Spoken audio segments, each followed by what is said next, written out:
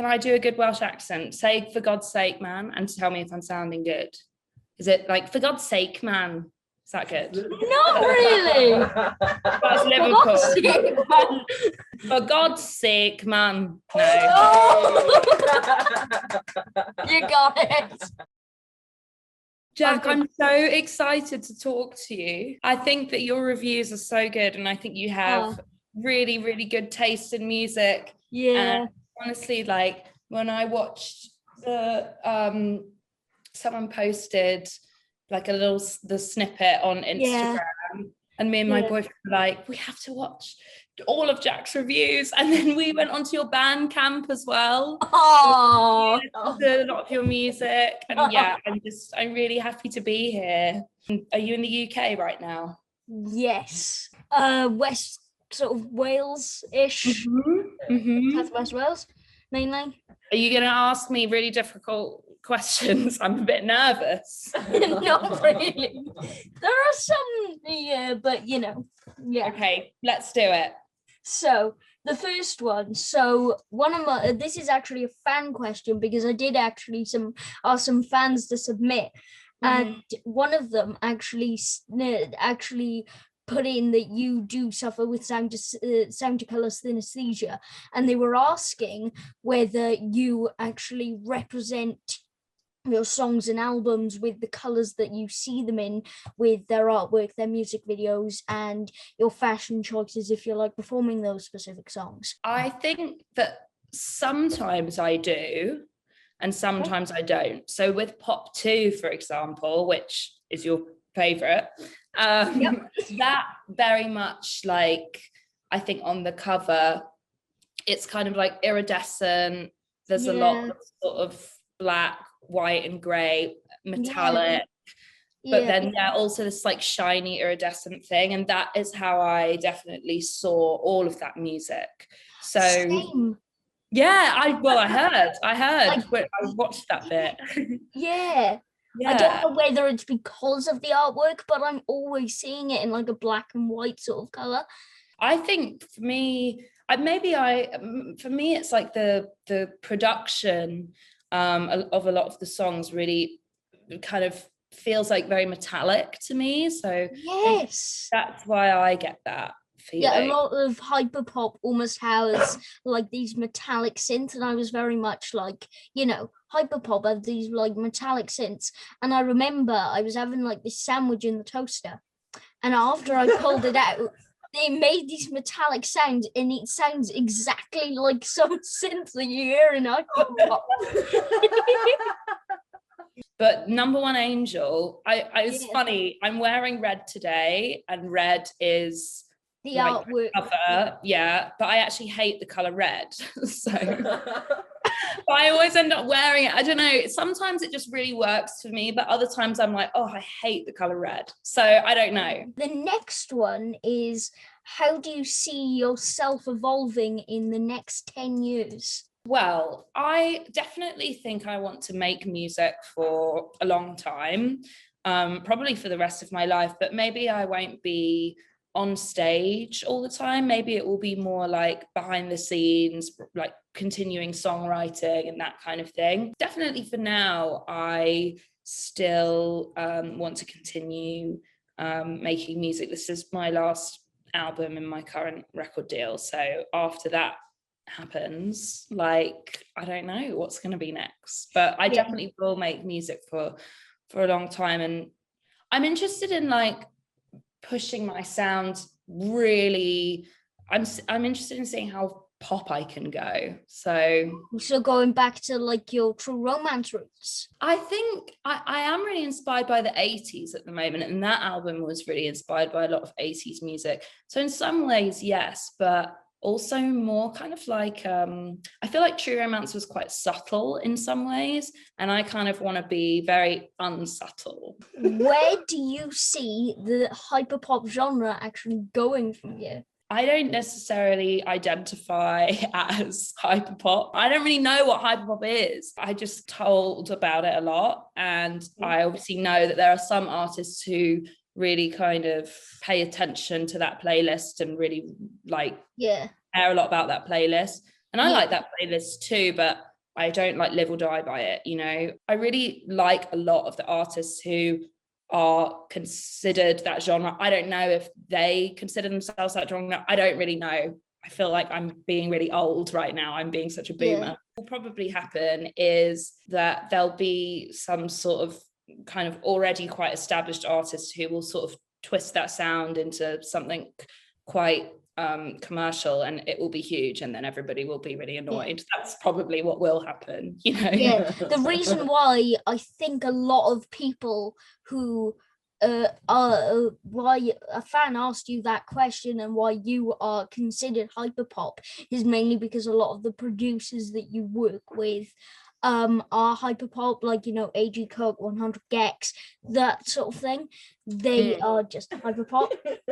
Yeah, so, well, okay, Jack, just to counter you there, I do think that part of that is true, but I'm not sure whether all of them would classify themselves as hyperpop. I think that's where the debate lies. Who came up with the name hyperpop?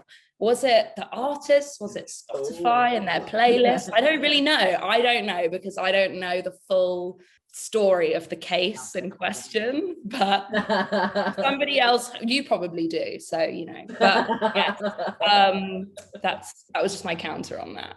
Yeah. So the next question is, what is your favorite song from your new album, How I'm Feeling Now? For me, I think it's quite an easy answer. I really love Visions. I think that's like the last track on the album, and it's my favorite because I feel like AG really gets to like shine on that song, because there's this like huge production outro. And one of the main reasons that I love working with him is because I am such a fan of his music. And so whenever I get to just like listen to his music in the context of my music, it's like an extra win for me, you know? So I think that one, because especially with, you know, lockdown and kind of staying indoors, I haven't really had that kind of party experience that I often like to have. And that song gives me that vibe, you know? Okay. Which album did you most enjoy working on? It was probably Pop 2, actually. It's a close call between Pop 2 and Charli, because I feel like Pop 2, it was really when AG and I kind of came into our own, but we didn't really realize it. You know, we were just being like creative and being very inspired by each other.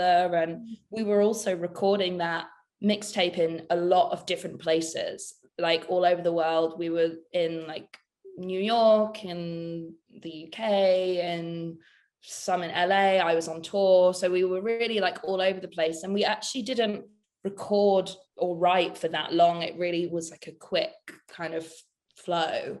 But yeah, I guess we were just really excited, and we had no idea that it was going to be received the way that it did. And so the fact that all of the featured artists really were like excited to be a part of it was really cool too. And then Charli that's my second favorite experience, just because I feel like on Charli we were like, we did great with Pop 2, we're so awesome, like let's go. So then it was like a different kind of experience where we were like feeling really confident, and that was also really cool and like a fun environment to make music in. And we rented this house, and we had like a load of people come through. We had like Dylan Brady come through, Umru, like a load of Dylan Brady pieces. Yeah, me too. And that felt really fun, because it just felt like this sort of really fun like melting pot of people who are all like making music. So different, but both fun. The next one, how do I pronounce your surname? Oh, that's fine. It's a weird one. It's Aitchison. So the next 3 questions, 6 different songs, and I've compared 2 of them together. Okay. So, track 10 or Blame It On Your Love? Which do I prefer? Yeah. Track 10, hands down. Yes. Yes. Yes. Yes. Jack, I will tell you, I think that's a universal answer. So we're on the same page as many people there. Yeah. Yeah.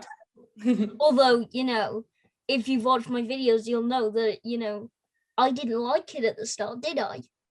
Track 10? No. Well, it's a grower, I guess. Yeah. Yeah. Next one. Now, these two are very similar songs because they have the same sort of collaborators. Yeah. I Got It or Shake It. I go with Shake It every time. Oh, interesting. See, I'm going to go with I Got It, actually. Really? Yeah. I think it's just because I've had more experience performing I Got It live, and I know how crazy the crowd goes with that. I mean, they go crazy with Shake It too, but I Got It, it's like an outer body experience. So yes. I'm going for that one. Yeah. And then the next one, they were packaged into like the same single, Focus or No Angel. I think that the demo of No Angel, the Sophie version, yes, is probably better, but I love Focus. I don't know, it's really hard. They're a tie, an equal tie. Also because I think my fans really like both of those songs quite a lot too, and I'm definitely quite swayed by them, so yeah.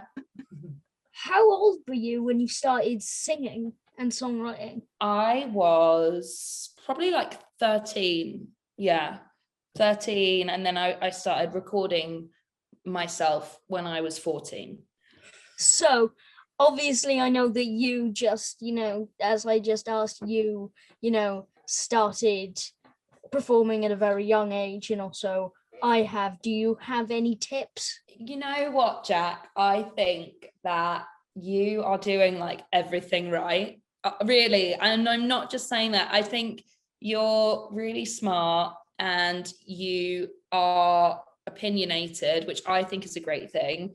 And I think you really say what you mean, and you're not afraid to voice your opinion, which I think is really super important in creative spaces and creative industries. Like, you know what you like, you know what you stand by, and you're very kind when you tell people that you're not into, a certain thing. You're not aggressive about it. It's just really, you're really kind. And so I think just my tip would be keep doing what you're doing, and keep making songs, and keep listening to music that you love, because I think it's going to inspire you even more. How do you feel you've changed the music industry? Because you said that you did. Yeah. You said that you did. I think I've given a platform to a lot of artists who already had platforms, but I possibly just like gave them a little bit of a boost, which maybe they didn't really need anyway, because they were gonna like get there themselves. But maybe that like opened them up to like a few new people, which is cool. And I also think I've always been very much like a champion of like being yourself, and following your heart and making music that you believe in, even if everybody's telling you to not do that. And I think that even though that's quite an easy thing to say, I feel like in the music industry and in the pop industry in particular, there's a lot of people like saying that, but not really a lot of people doing that. And I think that I have pretty much stuck by that. And I think that has in some ways inspired other artists and possibly producers to kind of navigate the industry in the same way, which I think in my like little small like segment of pop has helped change a lot of the attitudes towards the way people make music. So that's what I think my impact is. The next one is what is your favorite genre apart from the one that you actually work in? Electronic music. And my music does span that a little bit, but I think that is probably the genre that I listen to mostly outside of pop or kind of electronic pop, like your Aphex Twin and stuff. Yes, Jack, yes. Exactly. I love Aphex Twin. Did you have any more questions, Jack? No. Oh my God. I made it through my first interview with Jack. Thank you so much for taking the time to talk to me, Jack. Honestly, like, I think you're really cool. I think you're so cool, and I really hope that you keep reviewing stuff, and you should interview other artists. That would be really cool. Yeah, I think that would be really good. Spread the word. If you could spread the word to like AG Cook, that would be amazing. I will. I'll tell him right now. Once I finish talking to you, I'll drop him a text and let him know. My friend over there Yeah. asking whether we could do a follow-up interview. Oh my God, 100%. I was already thinking the same thing. We have to. Yes. Yes. Great. Awesome. All right. Yeah. Bye. Bye. See ya. Bye.